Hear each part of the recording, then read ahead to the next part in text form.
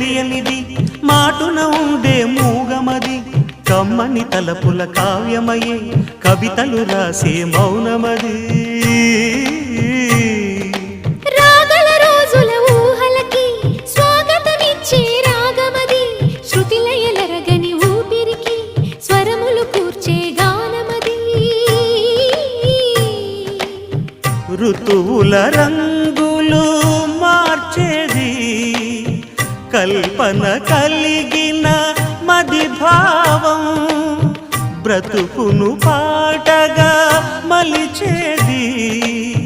మనసున కదిలిన మృదునాదం